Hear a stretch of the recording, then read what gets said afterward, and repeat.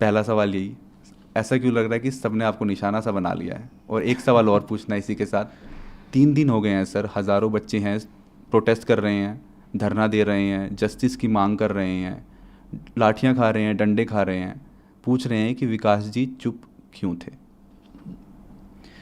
तो दो सवाल हैं, एक तो कि मैं चुप क्यों था, और दूसरा कि पहला सवाल आपने क्या पूछा?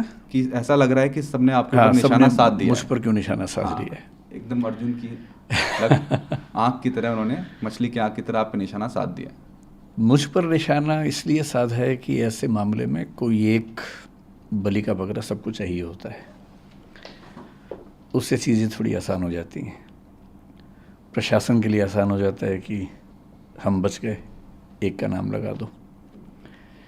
समाज को भी एक सीधी सीधी बात समझ में आती है कि अच्छा अच्छा एक आदमी मिल गया, यही जिम्मेदार था, तो वो तसल्ली मिल जाती है कि चलो हमें दोषी मिल गया।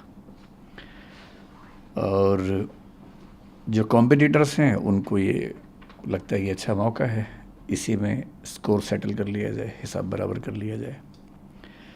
जो बच्चे हैं, बच्चे जिस इमोशनल टर्बुलेंस से गुजर रहे हैं, उनकी नाराज़गी की वजह यह है कि मैं उनके साथ क्यों नहीं खड़ा हूँ। तो बच्चों की नाराज़गी जायज़ है, लेकिन जो सीलिंग का एक्शन है मेरे ख्याल से 50 से ऊपर इंस्टीट्यूट्स पे हुआ, उसमें एक नाम हमारा भी है।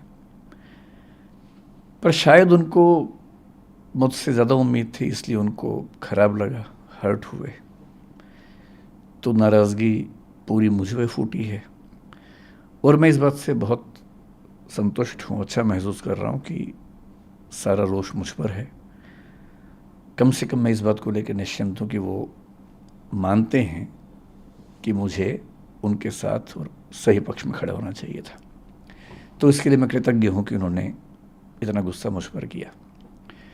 मीडिया ने गुस्सा क्यों किया? क्योंकि चैनल्स को व्यूज़ चाहिए, और जिसके नाम पे व्यूज़ मिलते हैं, अभी तुक्के से पिछले कुछ समय से मुझे व्यूज़ मिल रहे हैं, तो मेरा नाम लिख के गाली देने में व्यूज़ ज़्यादा मिलते हैं, इसलिए मेरा नाम सबसे ऊपर रहता है।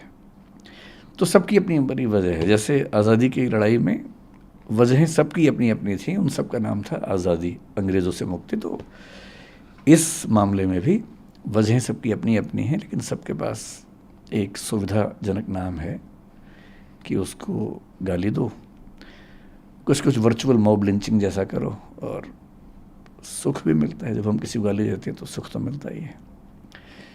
तो सब इसलिए पीछे पड़े हैं, सबकी अपनी अपनी वजह हैं, लेकिन ठीक है, जब यूट्यूब ने, सोशल मीडिया ने मुझे प्रसिद्धि दी पिछले 3-4 साल में, मुफ्त में इतनी सारी प्रसिद्धि मिली, तो क्या होता है कि जब कुछ मिलता है तो हमें लगता है कि हम डिज़र्व करते थे, और जब कुछ विपरीत होता है तो हमें लगता है कि मेरे साथ ही क्यों हो रहा है।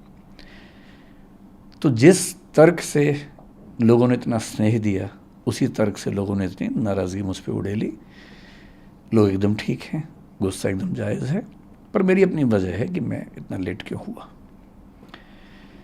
दूसरा सवाल आपका ये है कि मैंने इतने समय तक कोई प्रतिक्रिया क्यों नहीं दी। इसकी दो वजह हैं। एक तो मेरा स्वभाव, क्योंकि मैं भावनात्मक मामलों में बहुत मुखर और एक्सप्रेसिव नहीं हूँ।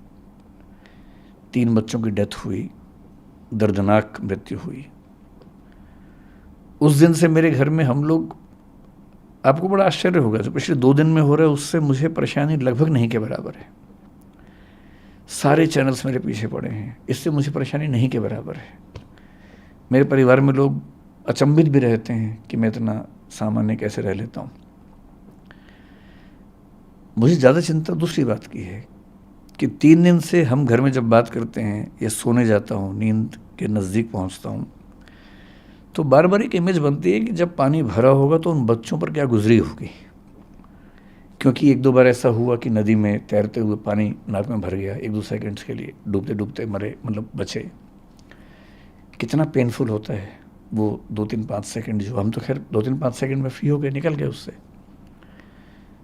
पर उन बच्चों ने तो कम से कम 1-1.5-2 मिनट, मुझे नहीं पता कितना समय इस चीज़ का होता है, लेकिन लगभग इतना होता ही होगा, झेला ही होगा। उम्मीदों की जब आखिरी कड़ी टूटी होगी, जब टेबल पे चढ़े होंगे बचने के लिए और पानी इतना सारा आ गया होगा। मेरी इस पूरे प्रकरण में मूल चिंता उस अनुभव को महसूस करने की है और वो दुख है। तो ऐसे दुख में उनके पेरेंट्स को मैं जानता नहीं हूँ, मैं उनसे कैसे अपनी बात कहूँ, कैसे उनसे मिलूँ। दूसरा, जो विद्यार्थी इस समय आंदोलन में हैं, उनकी सारी बातें जायज़ हैं, लेकिन वो जिस उम्र में हैं, जिस गुस्से में हैं, थोड़ा सा ये भय भी होता है कि अगर हम जाके बात भी करें तो उस समय वो पूरी बात सुनेंगे या नहीं सुनेंगे। अच्छी बात है कि आज ऐसे 3-4 बच्चों से मेरा मिलना हुआ है। मैं भी एक मीटिंग से आ रहा हूँ, एलजी साहब ने बुलाई थी मीटिंग, उसमें कुछ बच्चे भी आए हुए थे और कई इंस्टीट्यूट्स के ऑनर्स भी थे, दिल्ली सरकार के आला अधिकारी भी थे, डीडीए से, एमसीडी से, फायर डिपार्टमेंट से, चीफ सेक्रेटरी दिल्ली सरकार के वो भी थे। तो वहाँ थोड़ी सी बच्चों से मेरी मतलब 1-to-1 नहीं, लेकिन हाँ मीटिंग के दौरान बातें हुई। अब मुझे लगता है कि वो सहजता है, हो सकता है कि मैं आज या कल में बच्चों से मिलूँगा। क्या दिल्ली सरकार का कोई मंत्री, जिस मीटिंग का आप जिक्र कर रहे हैं एलजी साहब के साथ अभी चंद घंटों पहले हुई, क्या कोई दिल्ली सरकार का मंत्री भी था उसमें? नहीं, एक भी मंत्री नहीं था दिल्ली सरकार। ये मामला अभी एलजी साहब हैंडल कर रहे हैं, तो ब्यूरोक्रेट्स बहुत सारे थे, दिल्ली सरकार का कोई मंत्री नहीं था उसमें। अगर आप कुछ बता सके कि उस मीटिंग में क्या बातचीत हुई, किन मुद्दों पे बात हुई और क्या सहमति बनी?